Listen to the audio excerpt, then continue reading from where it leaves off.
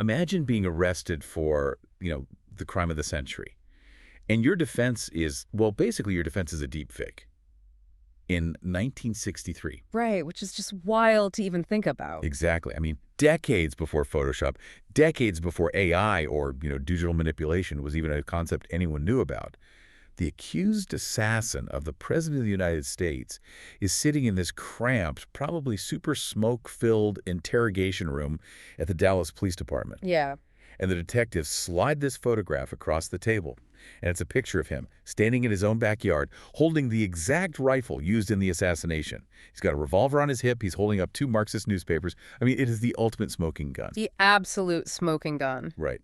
And he looks at this photograph, he looks back at the detectives, and he just calmly states, that is my face, but somebody superimposed it onto another man's body.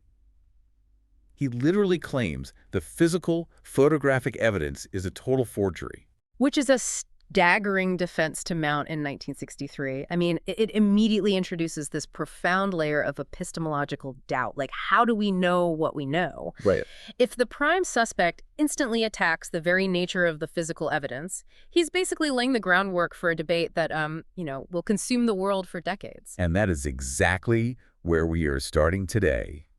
Welcome in, everyone. We are embarking on a massive, comprehensive deep dive into the anatomy of an assassination that just completely reshaped American history. We're looking at the murder of President John F. Kennedy. But we aren't just giving you, like, a high-level summary of a tragedy you've heard about a million times. We really want to dig in here. Oh, absolutely not. We are pulling from 3 incredibly dense, specific sources today.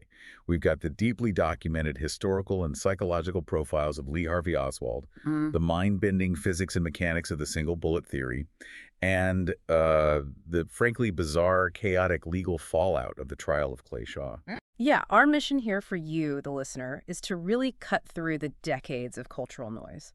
Because we live in an era of absolute information overload, right? Oh, total. Where it is just increasingly difficult to separate forensic reality from narrative spin.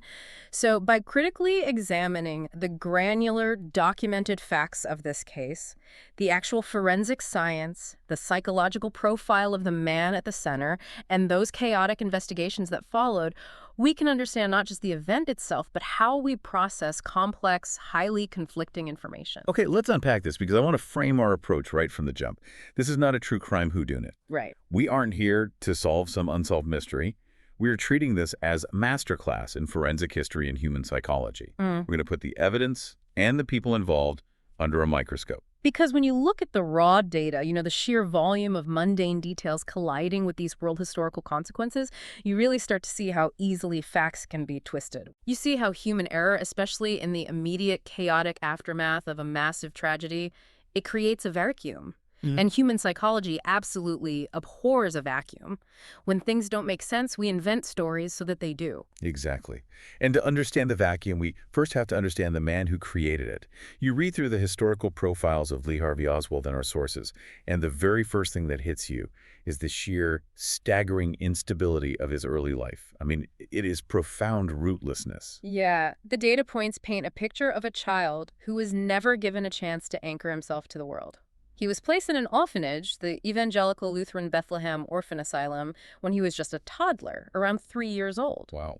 And from that point on, his life is just a blur of geography. Over the course of his youth, before he even turned 17, he moved 21 times. He attended 12 different schools. 21 moves. 12 schools. Yeah. I just want you, the listener, to pause and put yourself in those shoes for a second.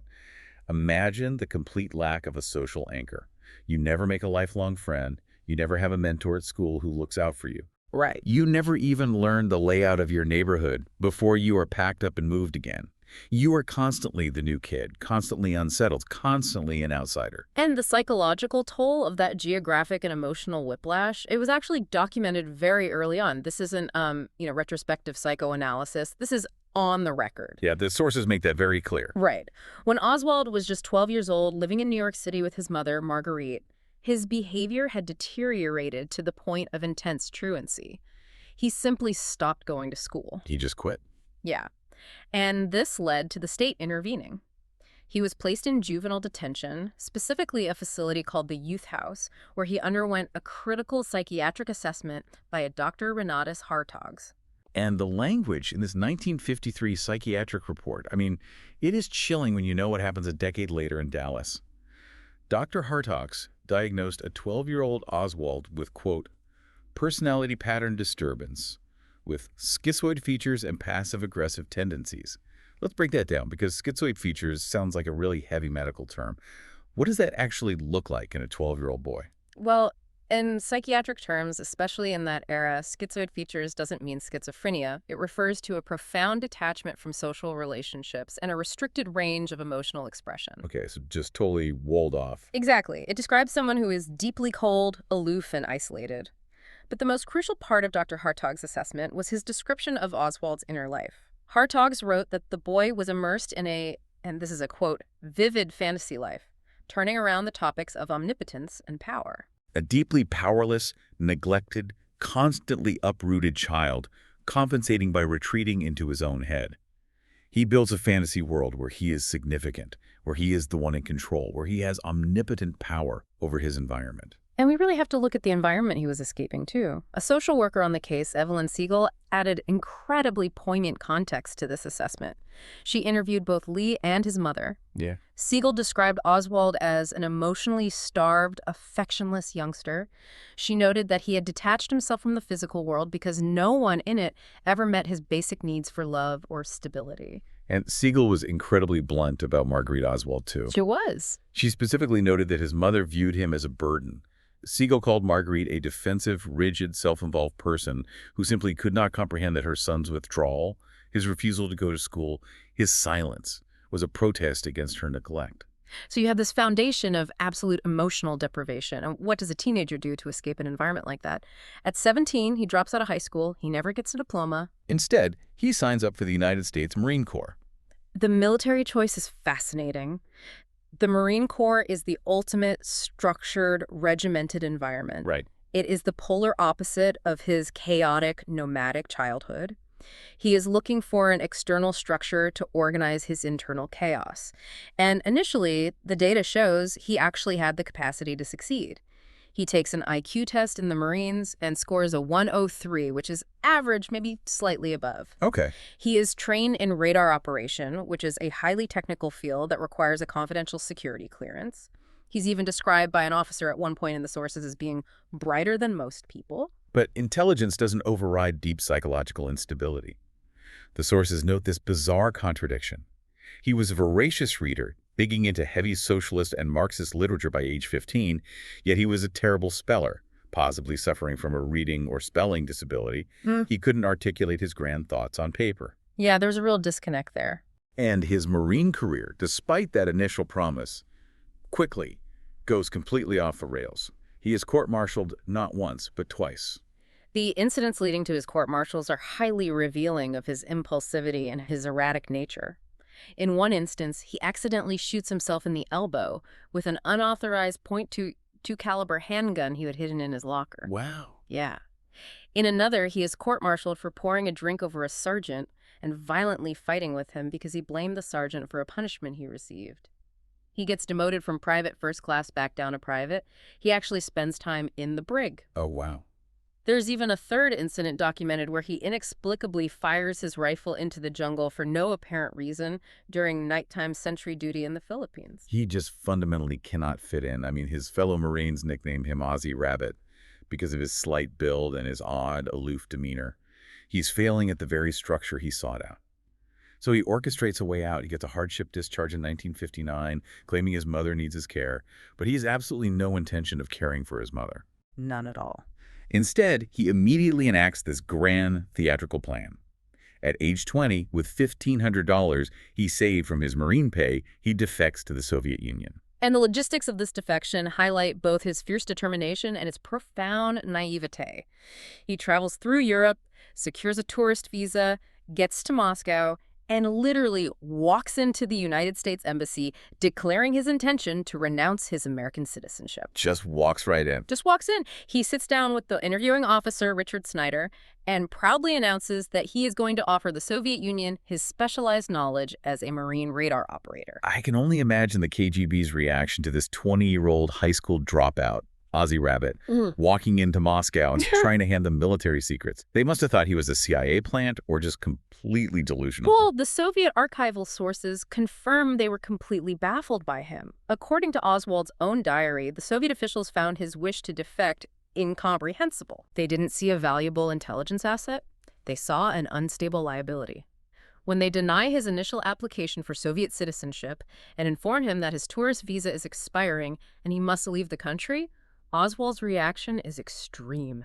He goes back to his hotel room, fills the bathtub, and slashes his left wrist. But the way he writes about it in his diary is what's so telling. He literally notes that he did it to shock his in-tourist guide when she found him. Exactly. It is a highly manipulative, desperate play for attention. You look at his movements, and he's not a master spy. He's a pinball. He keeps launching himself at these bumpers, the Marines, the Soviets, trying to ring the bell of significance, trying to prove he's a great man of history, and he just keeps violently bouncing off, tilting the machine. That's a great way to put it. The Soviets, likely out of an abundance of caution, perhaps worried about the international incident of an American dying by suicide in Moscow, or perhaps just not knowing what else to do with him, they allow him to stay. But they don't send him to the Kremlin. They send him to Minsk. They give him a job working in a television and radio factory as a lathe operator. Right. They provide him with a subsidized apartment, which actually gives him a higher standard of living than many Soviet citizens at the time, though the sources do note he is under near constant KGB surveillance. And he meets a Belarusian woman, Marina Prusakova, a 19-year-old pharmacology student. They get married after knowing each other for just 6 weeks. For a brief moment, it seems like he has finally found his anchor. But the fantasy of the great Soviet Marxist utopia quickly fades. Oswald writes in his diary that the work at the factory is drab. He complains that there is nowhere to spend his money, no nightclubs, no bowling alleys. Which is just incredible. Think about that. Yeah. He defects to the heart of the communist bloc to escape American capitalism, and within 2 years, he's complaining that there aren't enough bowling alleys. Yeah, the reality of daily life simply could not match the grand, heroic narrative he'd constructed in his head. So this grand ideological defector gets bored. He requests his American passport back. In June 1962, he returns to the United States with his new wife and their infant daughter. And the detail that perfectly encapsulates the pathetic nature of this return. Oh, this gets me every time. To fund his trip back to the capitalist society he supposedly despised, he takes a repatriation loan from the U.S. Embassy for $435.71. He leaves America trying to be this pivotal world historical figure in the Cold War, and he comes back begging the U.S. government for cab fare. And when he arrives back in the States, he actually expects press coverage. He expects a crowd of reporters to be waiting at the dock to interview the famous defector.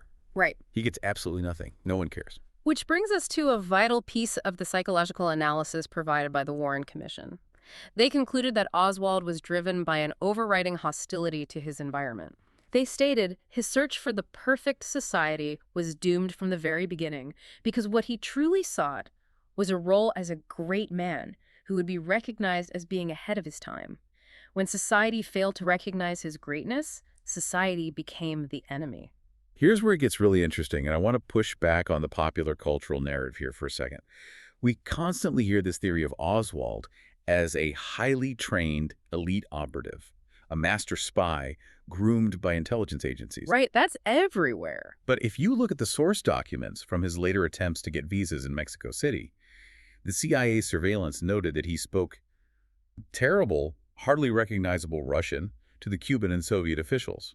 He wasn't James Bond. He was a deeply flawed, incredibly frustrated, disconnected young man who couldn't hold down a job as a sheet metal worker in Dallas. The role of his ideology is crucial to understand here, too. He was very specific about his labels, later telling the Dallas police, "I am not a communist, I am a Marxist."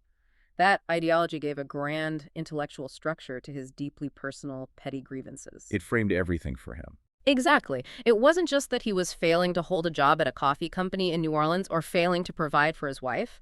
It was that the entire capitalist system was inherently flawed and corrupt. The ideology provided a global stage for his personal failures. And those failures keep compounding throughout 1962 and 1963, which leads to a terrifying escalation.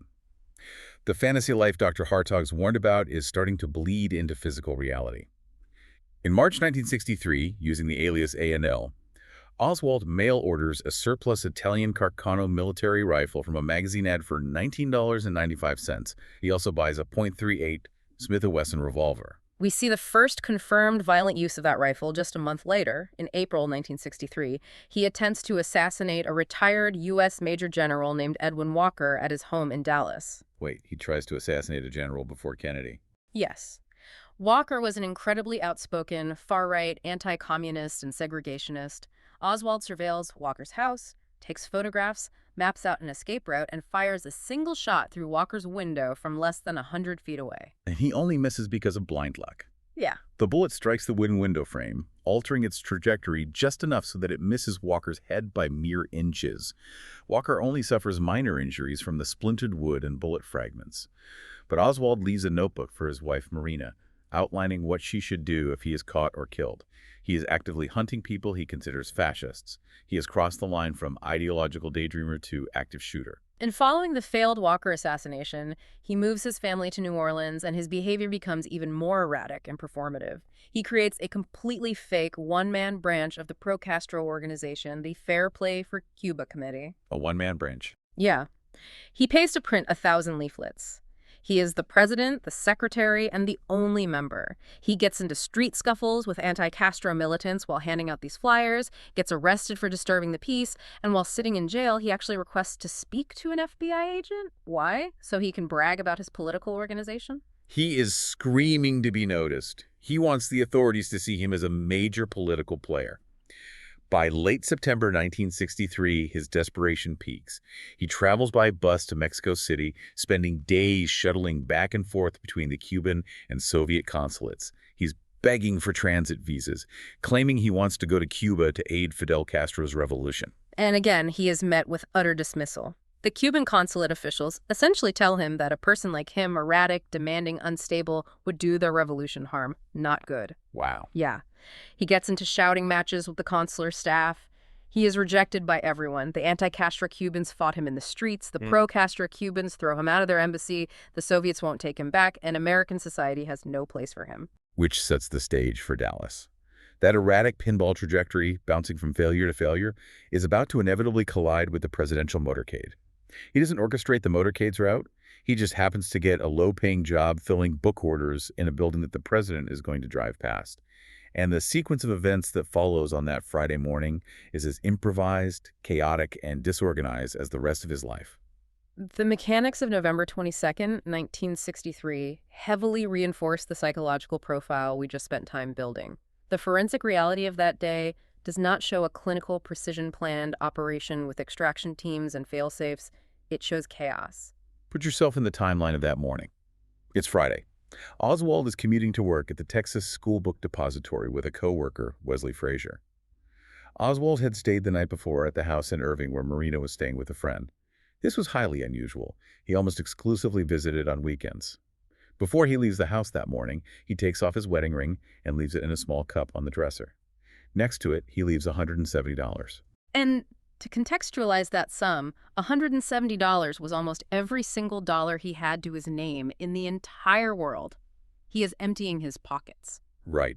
He walks out to Frazier's car, carrying a long, bulky paper bag. Frazier asks him what's in the bag, and Oswald casually replies that it's curtain rods for his rooming house in Dallas. He rides to work, goes into the depository, and the timeline inside the building is pieced together by multiple mundane witness accounts. Coworkers see him on the first floor, they see him in the domino room where they take breaks, and they see him on the 6th floor at various times leading up to noon. The motorcade is scheduled to pass through Dealey Plaza at 12:30 p.m. As the president's limousine turns onto Elm Street, directly below the depository, 3 shots are fired from the southeast corner window of the 6th floor. We have to look at the eyewitness testimony of Howard Brennan. Brennan is a pipe fitter, sitting on a concrete retaining wall directly across the street watching the parade. He literally hears the deafening crack of a rifle shot from above, looks up, and sees a man leaning out of that specific 6th floor window aiming a rifle. Right. Brennan watches the man fire the final shot. He even notes a chilling detail. The shooter paused for a fraction of a second after the last shot, resting the rifle on the windowsill, almost as if to ensure he hit his mark, before pulling the gun back into the shadows. Brennan immediately runs to a police officer and gives a physical description of the shooter. Meanwhile, up on that sixth floor, the physical evidence left behind is overwhelming. Police quickly discover a sniper's nest constructed from heavy boxes of books. They find the long paper bag Oswald brought in that morning, a bag that later forensic analysis shows has markings on the inside consistent with the weight and shape of a heavy oiled rifle, not curtain rods. Yeah, definitely not curtain rods. They find 3 spent brass shell casings lined up near the window. And hidden beneath a stack of boxes near the staircase, they find the $19.95 Carcano bolt-action rifle. But I want to focus on Oswald's movements immediately after he pulls the trigger. This is the moment where the master assassin narrative completely falls apart for me. We have to look at the encounter that happens roughly 90 seconds after the shots echo through the plaza. Dallas police officer Marion L. Baker is riding a motorcycle in the motorcade. He hears the shots, realizes they came from the building, runs inside, and sprints up the stairs. On the second floor, he catches a glimpse of movement through the small window of the lunchroom door. Right. Officer Baker bursts into the lunchroom, his service revolver drawn and pointed. He confronts Oswald, who had just purchased a Coca-Cola from the vending machine. Wait, he's just buying a Coke? Yes. Oswald's supervisor, Roy Truly, who is running up the stairs with Baker, identifies Oswald as an employee. Baker lowers his weapon and continues up the stairs. So put yourself in that second-floor lunchroom. It's 90 seconds after the President of the United States was assassinated. You're a police officer with your gun drawn, running on pure adrenaline, expecting to find a panicked, fleeing killer. You lock eyes with Oswald, and he is doing nothing. He isn't panting. He isn't sweating. He's just calmly holding a Coke. Oh. Officer Baker later testified that Oswald did not seem nervous or out of breath in the slightest. And a clerical supervisor, Mrs. Robert Reed, encountered Oswald a moment later as he walked through the second-floor office with his soda. She told the Warren Commission he was very calm. As she walked past him, deeply shaken by the noise outside, she said, "The president has been shot." And Oswald just mumbled something incomprehensible in response and kept walking. He is terrifyingly calm, completely detached. He walks down the stairs, out the front door of the depository, and blends into the chaotic crowd just minutes before the police seal the building. And then, having successfully executed the most high-profile assassination of the 20th century, what does he use as his getaway vehicle? A public transit bus. A city bus. So what does this all mean? If you plan the crime of the century, why is your getaway vehicle a city bus in heavy traffic? I mean, I want everyone listening to really absorb the absurdity of this. Yeah, it heavily reinforces the psychological profile of an impulsive actor rather than a precise hitman. He boards the bus at approximately 12:40 p.m., just blocks from the depository. Naturally, the traffic is completely stalled because the motorcade route is locked down and panic has set in. Right, the bus isn't moving. Exactly. So after a few minutes of sitting in traffic, Oswald asks the driver for a transfer slip, gets off the bus, and walks to a Greyhound bus station where he gets into a taxi cab. He directs the cab to take him to his rooming house in the Oak Cliff neighborhood. He arrives at his rooming house around 1 o'clock p.m. His housekeeper, Earlene Roberts, is watching the news coverage on television. She sees him rush in. He goes to a small room for just a few minutes. He takes off his jacket, grabs his .38 Smith & Wesson revolver, shoves it into his waistband, puts on a different jacket, and rushes back out the door. He goes and stands at a bus stop down the street. There is zero coherent extraction strategy here. No waiting car, no fake passport, no safe house. He is just frantically moving. Which leads directly to the second murder of the day. It's approximately 1:15 p.m. Dallas patrolman J.D. Tippit is driving his patrol car slowly through the Oak Cliff neighborhood. By this time, the police radio is broadcasting the physical description of the suspect that Howard Brennan gave them from Dealey Plaza, a slender white male, early 20s, around 5'10". And Tippit spots Oswald walking down East 10th Street. Oswald matches the description. Tippit pulls his cruiser alongside the curb. Right. They exchange words through the passenger side window of the police cruiser. We don't know exactly what is said. Tippit opens his door and begins to step out of the vehicle to question him. And without a second of hesitation, Oswald pulls the revolver from his jacket and shoots Officer Tippit 4 times, killing him instantly in broad daylight, right in the middle of a residential street. This isn't a shadowy sniper shot from a 6th-floor window. This is a point-blank murder witnessed by numerous citizens. 9 different eyewitnesses positively identify Lee Harvey Oswald fleeing the scene.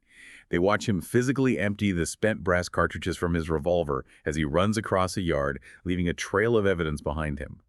Forensic investigators later matched those 4 discarded cartridge cases exclusively to the firing pin and chamber of Oswald's specific revolver. And he runs a few blocks, darting into alleys, acting incredibly suspicious as the wail of police sirens fills the neighborhood. He ducks into the recessed alcove of a shoe store to hide as a police car speeds past. And the manager of the shoe store, Johnny Brewer, is listening to the radio reports about the officer down. He watches this nervous, sweating man hiding in his alcove. When the police car passes, Oswald walks swiftly up the street. Brewer decides to follow him. He watches Oswald slip into the Texas Theater without buying a ticket. The theater is playing a double feature, currently showing a war movie called War is Hell. Brewer alerts the ticket clerk, who immediately calls the police. The scene inside the Texas Theater is incredibly visceral. It's roughly 1:40 p.m. Multiple police cars screech to a halt outside. Officers surround the exits. Inside, the house lights are suddenly brought up, blindingly bright. Brewer points out Oswald sitting near the back of the auditorium. Officer Nick McDonald approaches the row. Oswald stands up, raises his hand slightly, and says, "Well, it is all over now." But it's a fake surrender. As Officer McDonald reaches for him, Oswald punches McDonald in the face, reaches into his waistband, pulls out the .38 revolver, points it squarely at McDonald's chest, and pulls the trigger. Wait, he pulled the trigger on the officer. He did. The only reason Officer McDonald survived that day is pure physical luck. As they struggled for control of the weapon, the webbing of McDonald's hand slipped between the hammer of the pistol and the firing pin. Oh my God. Yeah. When Oswald pulled the trigger, the hammer slammed down onto McDonald's flesh instead of the primer of the bullet. The gun misfired. It took a swarm of officers to finally wrestle him to the floor, disarm him, and drag him out of the theater. And as they are hauling him out into the daylight, he is shouting to the crowd about police brutality. Over the next 2 days, the interrogations at police headquarters are a masterclass in deflection and denial. He denies shooting the president. He denies killing Officer Tippit. He denies even owning a rifle. When detectives pull the fake Selective Service card out of his wallet, a card with his photograph but the name Alec James Heedle, the exact alias used to order both murder weapons, he refuses to explain it. He stares at the detectives and says he won't discuss it. He famously shouts to reporters in the crowded hallway, "I didn't shoot anybody, I'm just a patsy." So when you lay out the mechanics of that entire day, you see a stark, undeniable contrast. On one hand, you have meticulous, damning physical evidence linking him to the crimes. The paper bag, the rifle, the shell casings, the Heidel ID, the revolver, the ballistics matching the Tippit murder. Yeah. But on the other hand, his actions display a highly impulsive, disorganized individual operating entirely on adrenaline without an exit strategy. Right.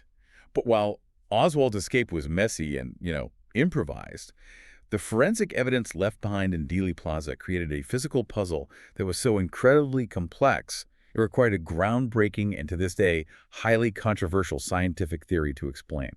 We cannot talk about this case without diving into the crucible of evidence. We have to unpack the mechanics of the single bullet theory. The single bullet theory is perhaps the most heavily debated piece of forensic evidence in the history of American criminal justice. To understand why it was proposed, we have to understand the rigid physics and the strict timeline that forced the Warren Commission into a corner. Let's lay out the mathematical problem. The investigators had the Zapruder film. Abraham Zapruder was a dressmaker who stood on a concrete pedestal with his 8mm Bell & Howell home movie camera and captured the entire assassination sequence. And the FBI laboratories tested his specific camera and determined that it ran at an average speed of 18.3 frames per second. By analyzing the film frame by frame, investigators determined that President Kennedy is first reacting to a bullet hit somewhere between frame 210 and 225. He raises his hands to his throat. And sitting directly in front of him in the limousine's jump seat is Texas Governor John Connally. Connally shows a clear, violent physical reaction to being struck by a bullet no later than frame 240. Now we introduce the mechanical constraint of the murder weapon. FBI marksmen took the exact Carcano bolt-action rifle found on the 6th floor and test-fired it extensively. A bolt-action rifle requires manual operation between every shot. You have to lift the bolt handle up, pull it all the way back to extract and eject the spent brass casing, push it forcefully forward to strip a new 6.5mm cartridge from the clip and chamber it, lock the bolt handle down, reacquire your target through the scope, and pull the trigger. That's a lot of action. It is. The FBI determined that the absolute minimum time required for a skilled marksman to perform that mechanical action and fire 2 successive aimed shots was approximately 2.3 seconds. So let me make sure I have the math right here. Right. At 18.3 frames per second, 2.3 seconds equals about 42 frames of the Zapruder film, right? Exactly. The rifle physically cannot fire twice in less than 42 frames. But Kennedy is hit around frame 225, and Connolly is reacting by frame 240. That is a difference of only 15 frames, less than 1 second. The rifle cannot operate that fast. Therefore, if Kennedy and Connolly were hit by two separate bullets, those bullets had to be fired almost simultaneously, which means there had to be a second shooter. There is no mathematical or mechanical way around it. This timing discrepancy threatened to collapse the entire conclusion that Oswald acted alone. The physical evidence pointed to Oswald, but the timeline pointed to a conspiracy. This is where a young staff lawyer for the Warren Commission named Arlen Specter, who would later become a powerful U.S. senator, advanced a unifying hypothesis. The single bullet theory posits that one single projectile, specifically labeled Commission Exhibit 399 or CE 399, caused all of the non-fatal wounds to President Kennedy and all of the wounds to Governor Connolly. You read the theorized path of this bullet, and it sounds like trying to thread a needle through a moving car. Let's trace the exact path this 1.2-inch copper-jacketed lead-core bullet supposedly took. It is fired from the 6th floor window. It travels 189 feet through the air at a downward angle of about 19 degrees. It strikes President Kennedy in the upper back, just to the right of his spine. It passes through the soft tissue of his neck, exiting through the front of his throat right at the knot of his necktie. From there, the bullet continues its trajectory, crossing the 25.5 inches of open space between the president and the governor. Because Connolly is sitting in a jump seat that is positioned slightly lower and further inboard than the president's seat, the geometry aligns. The bullet strikes Governor Connolly in the upper back, just behind his right armpit. It smashes into his chest cavity, completely pulverizing 4 inches of his 5th rib, destroying his right lung. It exits his chest just below his right nipple. But the bullet still isn't done. After blowing out of his chest, it passes through the French cuff of Connolly's shirt, enters the back of his right wrist, shatters his dense radius bone, exits the palm side of his wrist, and finally embeds itself shallowly into his left thigh. In total, this single piece of metal supposedly traversed a back brace, 15 layers of clothing, 7 layers of skin, approximately 15 inches of muscle and organ tissue, and shattered 2 major bones. And the object that supposedly did all of this, CE 399, was discovered in a way that fuels intense skepticism to this day. Yeah, let's talk about how they actually found this bullet. It isn't dug out of a wall by a meticulous crime scene investigator taking measurements. It is found at Parkland Hospital, miles away from the crime scene, by a hospital engineer named Darrell Tomlinson. He is moving stretchers in a crowded hallway outside the emergency rooms. He bumps a stretcher against the wall, and this bullet just rolls out from under a mat and drops onto the floor. Right. The Warren Commission concluded that this was the specific gurney that had carried Governor Connolly, and that the bullet had essentially worked its way out of his shallow thigh wound when he was being frantically undressed by trauma nurses, remaining on the stretcher until it was bumped. And the physical condition of CE 399 is what drives critics and researchers completely crazy. It is famously, or perhaps infamously, referred to in pop culture as the pristine bullet or the magic bullet. But calling it pristine is actually a misnomer that misrepresents the forensic data. How so? Well, it wasn't completely untouched. While the copper jacketing on the sides was largely intact, if you view the bullet from the bottom, the lead core is squeezed outward and the butt end is significantly flattened. Ballistics experts argued this specific deformation occurred when the bullet struck Connolly's dense wrist bone butt end first as it tumbled out of his chest. Furthermore, careful weighing of the bullet showed it had lost about 1.5% of its original grain weight, which is exactly consistent with the tiny, microscopic lead fragments left behind in Connolly's wrist and thigh. But I have to push back on this, just purely from a place of physical intuition. It sounds like a cosmic game of billiards. A bullet hits 2 grown men, shatters a rib, shatters a radius bone, and then falls out on a hospital gurney looking slightly dented. It defies common sense. How did the government try to prove this wasn't just a bullet planted on a stretcher by an intelligence operative to frame Oswald? They turned to advanced metallurgy, specifically a technique called neutron activation analysis. In 1978, when the House Select Committee on Assassinations reopened the investigation, they brought in a prominent physicist named Vincent Ginn. Ginn took the tiny lead fragments retrieved from Governor Connolly's wrist during surgery, and he compared them to the lead core of CE-399. Let's explain how neutron activation analysis actually works, because it sounds like science fiction. You take these tiny pieces of lead, you put them in a nuclear research reactor, and you bombard them with neutrons until the metal becomes temporarily radioactive. That's right. As the isotopes decay, they emit specific gamma rays. By measuring those gamma rays, scientists can determine the exact chemical makeup of the metal down to parts per million. Exactly. Ginn measured the trace elements, specifically the exact concentrations of antimony and silver within the lead. He testified to Congress that the trace elements in the wrist fragments perfectly, uniquely matched the lead core of the stretcher bullet, CE-399. He stated it was a definitive scientific match, proving that CE-399 was the bullet that broke Connolly's wrist. This was held up for decades as the absolute ironclad scientific validation of the single bullet theory. But the sources we are looking at note a massive paradigm-shifting reversal in this science. Forensic techniques evolve, and what is considered absolute truth in 1978 can be completely debunked decades later. By 2002, metallurgists and statisticians started questioning the underlying assumptions of this technique. And in 2006, scientists Eric Randich and Patrick Grant published a landmark peer-reviewed study completely discrediting Ginn's methodology. What's fascinating here is how they proved it. Randich and Grant analyzed the manufacturing process of the bullet lead. They found that the varying sizes of the grains in the lead and the way the antimony was distributed during the smelting process resulted in massive sampling errors.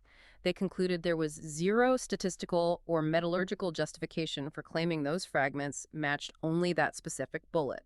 A fragment could match thousands of other bullets from the same batch. Wow, so the science just completely unravels. It does. And the fallout from this wasn't just about the Kennedy assassination. The FBI had been using compositional bullet lead analysis for years to put people in prison in regular criminal trials. Following a National Academy of Sciences review, the FBI had to completely abandon bullet lead analysis in 2004 because the science was fundamentally flawed. It is a stark reminder that forensic facts are only as reliable as the tools used to measure them. But the theory doesn't just rely on chemistry. It relies heavily on geometry. You have to prove the alignment. In 2003, computer animator Dale Myers spent a decade creating an incredibly detailed Emmy-winning 3D digital rendering of the event. He used the original blueprints of the plaza, the limousine, and mapped the exact anatomical seating positions of the men. And he points to a very specific, visually shocking moment in the Zapruder film, frame 224. The visual phenomenon known as the lapel pop. Yes. If you watch the film closely, at frame 224, Governor Connolly's right jacket lapel suddenly and violently bulges outward. Forensic surgeon John Latimer argued that this was the exact moment of impact. The lapel pop was caused by the bullet exiting the chest, bringing a hail of pulverized rib fragments, blood, and soft tissue blowing out of Connolly's chest cavity and striking the inside of his jacket. Myers' 3D animation shows that if you trace a straight geometric line backward from Connolly's exit wound, through his back, up through Kennedy's neck, that line points directly, inevitably, to a narrow cone of space that includes the 6th-floor southeast window of the depository. However, we must impartially report the intense dissent within the medical community regarding this geometry. Dr. Cyril Wecht, a highly respected forensic pathologist and the coroner of Allegheny County who served on the HSCA medical panel, vehemently rejected the single bullet theory. He argued that the downward left-to-right horizontal angle from the 6th-floor window could not possibly intersect Kennedy's right side neck wound and then neatly enter Connolly's right armpit, given the way Connolly was turned. Wecht insisted that the trajectory required to make those specific wounds align physically broke the laws of physics and human anatomy. He believed Connolly's injuries absolutely required a separate bullet. And it wasn't just pathologists who doubted it. Governor Connolly and his wife Nellie, who were actually in the car, went to their graves firmly believing that 2 separate bullets struck the men. They testified that they heard the first shot, the governor turned to his right to look, and then he felt the crushing impact of a second shot. Now, they never believed there was a second shooter. They believed Oswald fired all the shots. But they fundamentally could not accept the physical mechanics of that one bullet doing all that damage simultaneously. This profound disagreement over the physical evidence raises an essential point about human psychology and public trust. When physical evidence requires such complex, multi-layered mental gymnastics to understand when the government has to ask the public to debate the 3D trajectory of a tumbling bullet passing through 15 layers of clothing at frame 224 of a grainy 8mm film, it leaves the public deeply unsettled. It doesn't feel like justice. It feels like a physics lecture. Yeah, that makes total sense. And when the prime suspect is violently silenced before he can ever face a jury, before he can ever be cross-examined, it creates a massive, swirling vacuum of doubt. And as we've said, human psychology abhors a vacuum. It demands a story that makes sense. It demands a narrative with clear heroes and villains. Which brings us to the final phase of our deep dive, the vacuum, the chaos, and the bizarre legal fallout of Jim Garrison. The silencing of Lee Harvey Oswald is arguably one of the most shocking events in American television history, and it is the catalyst for every conspiracy theory that follows. On Sunday morning, November 24th, just 2 days after the assassination, Dallas detectives are transferring Oswald from the city jail to the more secure county jail. They are walking him through the basement garage of the police department. The room is packed with detectives, reporters, photographers, and live network television cameras beaming the feed into millions of homes. I mean, ask anyone listening to imagine watching the suspect murdered on live television. You're in your living room in 1963. The country is traumatized. You're watching NBC or CBS on a Sunday morning. The police walk the accused assassin out. And suddenly, a stocky man wearing a dark suit and a fedora steps out from a crowd of reporters. Right. It's Jack Ruby, a local Dallas nightclub operator who somehow slipped down the ramp. He lunges forward, shoves a .38 caliber snub-nosed revolver directly into Oswald's abdomen, and fires a single fatal shot on live television. And the visceral details of that moment are haunting and pathetic. Oswald groans, his face contorting in agony, his hands instinctively clutching his stomach as he slumps to the concrete floor. Detectives instantly swarm Ruby. As Oswald was being taken down in the elevator just moments before, his last recorded words to the police were, "I want to see the American Civil Liberties Union." He never confessed. Never confessed. Even as he lay dying on the floor of the police office, drifting in and out of consciousness, a detective leaned over and asked if he had anything he wanted to tell them before he died. Oswald just weakly shook his head. He died a few hours later at Parkland Hospital in an operating room just steps away from where President Kennedy had died. And when police interrogate Jack Ruby, what is his stated motive? Why did a strip club owner decide to murder the most heavily guarded prisoner in the world? He claimed he was so distraught over Kennedy's death that he wanted to spare Jacqueline Kennedy the discomfiture of coming back to trial in Dallas. Which many investigators found, and still find, highly suspect.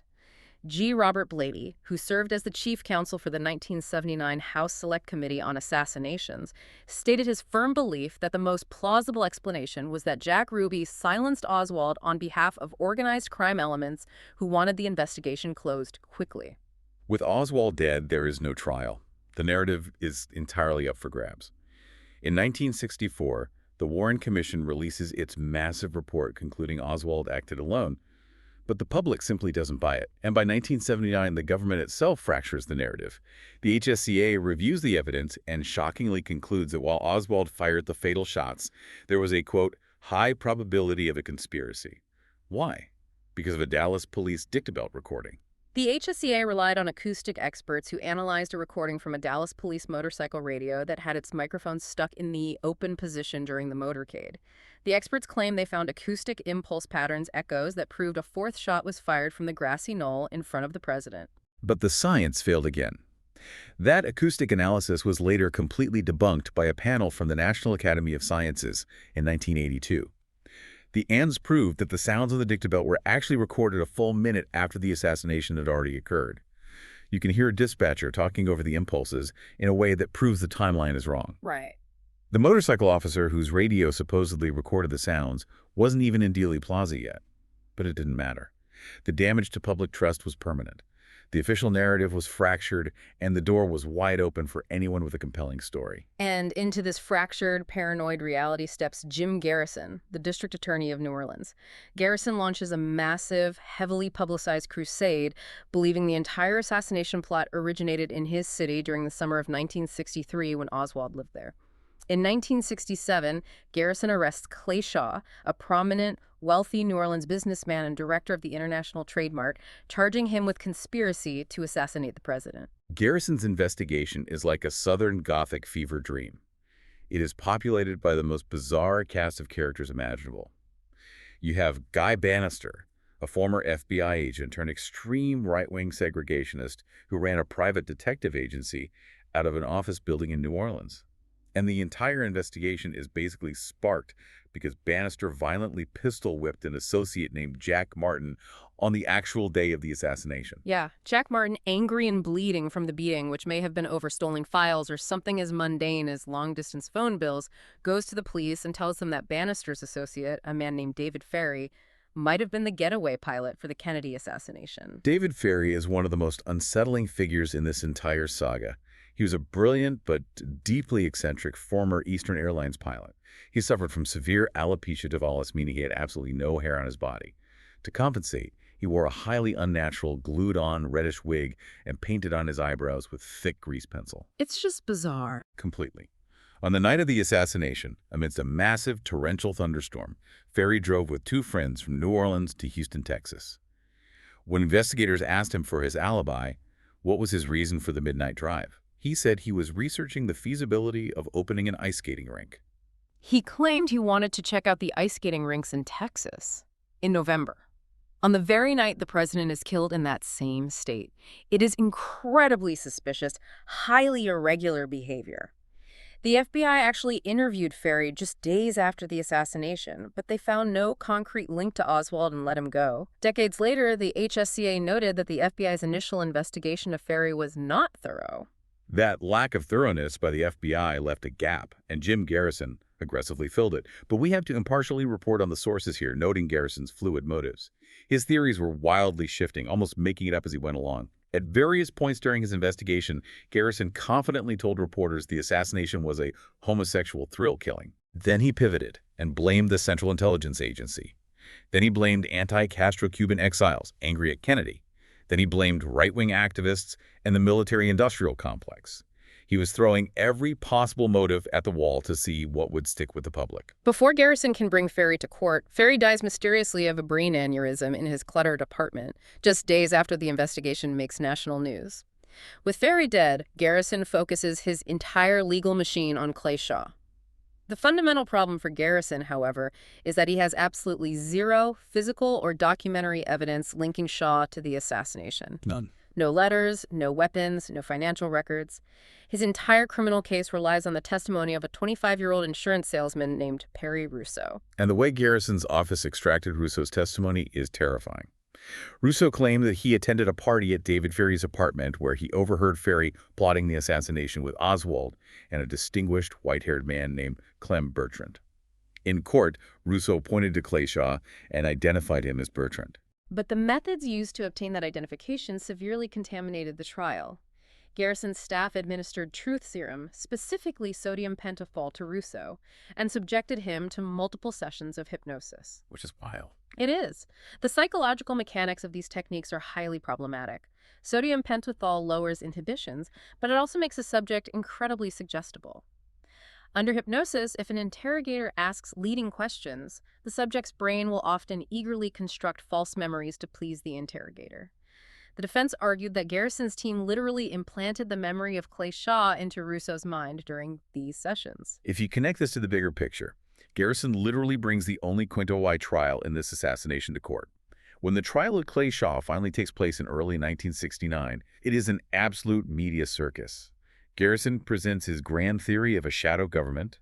He shows the Zapruder film to the jury over and over again to prove a crossfire and what happens when the case goes to the jury. The jury retires to deliberate, and they return with a verdict in exactly 54 minutes. They acquit Clay Shaw on all charges. They saw right through the hypnosis, the circumstantial leaps of logic, and the lack of physical evidence. They throw the case out immediately. But the cultural impact of that trial lasted decades. It shows how desperately we want a grand villain for a grand tragedy, rather than accepting that a sad, disconnected 24-year-old with a $20 rifle could break the world. You look at Jim Garrison's logic, and it is the textbook anatomy of a conspiracy theory. He took correlation and aggressively marketed it as causation. David Ferry acting bizarrely and driving to Texas correlates with the assassination timeline, but it does not prove he caused it or participated in it. Garrison exploited the ambiguities of the single bullet theory and the unanswered questions left by the Warren Commission to build a massive, sweeping narrative out of highly circumstantial dust. I think Garrison's enduring popularity shows something fundamental about our psychology. A massive consequence demands a massive cause. We demand a complex conspiracy because a conspiracy implies that someone, somewhere, is actually in control of the chaos. And tying this back to their daily life, to you, the listener, this is why this specific deep dive matters today. In our current era of infinite information, social media algorithms, and 24-hour news, we are all tasked every single day with separating forensic reality from narrative spin. The assassination of John F. Kennedy isn't just a historical event. It is the ultimate foundational case study in critical thinking. It teaches us to rigorously examine the provenance of evidence. Right. It teaches us to question the methods and motives of those presenting the narrative. And most importantly, it forces us to recognize our own psychological biases, our desperate desire for a story that makes us feel comfortable. As we wrap up this deep dive, I want to leave you with one final, highly relevant, provocative thought from the sources that brings this entire 1963 story crashing right into our modern digital age. Let's go back to the hook we started with, the backyard photos. Lee Harvey Oswald sitting in the interrogation room, looking at the picture of himself holding the rifle and claiming his face was superimposed onto someone else's body. He essentially invented the deepfake defense. And for decades, conspiracy researchers analyzed those photos. They pointed to the angle of the shadows falling across his face versus the shadows on the ground. They analyzed the squareness of the chin, the bizarre stance he was taking. They insisted that Oswald was telling the truth, that the photos were manipulated in a darkroom by intelligence agencies to frame him. But the sources detail a study from 2009. A computer scientist at Dartmouth College named Hani Farid used advanced 3D digital analysis and forensic lighting software to examine the photos. He built a 3D model of Oswald's exact dimensions, placed a virtual sun in the sky at the exact angle of that Dallas afternoon, and mapped the geometry of the shadows. Farid's conclusion was definitive. The complex, supposedly impossible shadows were actually completely naturally occurring given the unique geometry of Oswald's face and the light source. The photos were almost certainly unaltered. They are genuine, physical proof that he owned the murder weapon. Think about this. In 1963, Oswald claimed the visual evidence was manipulated. Today, in our era of AI and actual deepfakes, how do we establish a baseline of truth when even genuine, unaltered evidence can be instantly dismissed as a forgery by the accused? The diagnostic muddy waters we talked about at the beginning are now an ocean. Exactly. If the JFK assassination happened tomorrow, would any amount of forensic science ever be enough to convince us of the truth? Or would the massive amount of data just provide infinite raw material for people to build the exact narratives they already want to believe? It is a sobering thought. We like to operate under the assumption that more data equals more clarity. But history shows us that data requires context, critical analysis, and a willingness to accept uncomfortable realities. Thank you for joining us on this massive, complex deep dive into the source material. We hope exploring the psychology, the ballistics, and the courtroom chaos helped clear some of the mud from the water, or at least helped you understand exactly why the water got so muddy in the first place. Keep questioning your assumptions, keep examining your sources, and keep exploring the deeper layers behind the headlines.